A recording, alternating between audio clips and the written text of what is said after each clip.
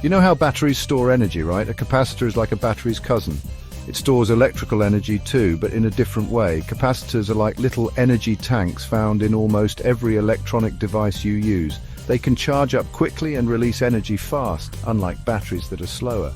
This makes them super useful for all sorts of electronic tricks.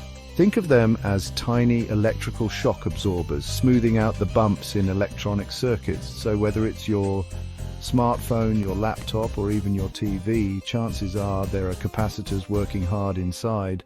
In the next section, we'll buka one of these capacitors and see what's inside.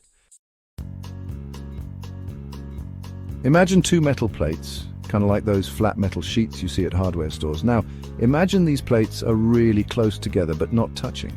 That's the basic setup of a capacitor. Between these plates is a special material called a dielectric.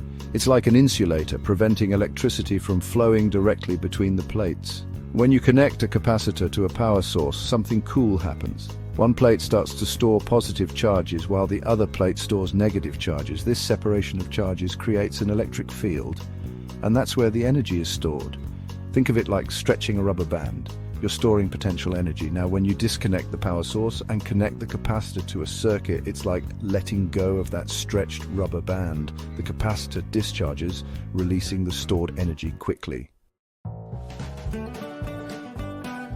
Okay, so we know capacitors store energy, but how much can they actually hold? That's where capacitance comes in. It's measured in farads, F, and tells you the storage capacity of a capacitor.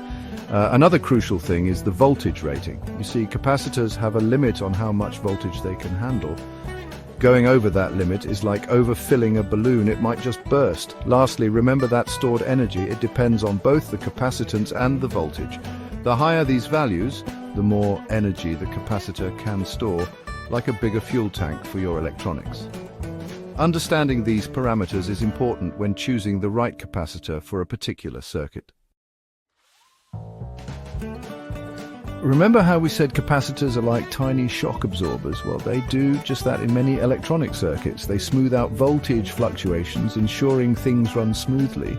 They're also great for filtering out unwanted frequencies, like in your radio to pick up a specific station.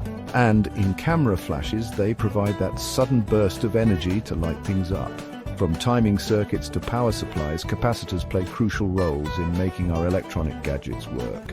They might be small and often overlooked, but they are essential components in the world of electronics. So the next time you use your phone or watch TV, remember the humble capacitor, quietly working behind the scenes to make it all possible.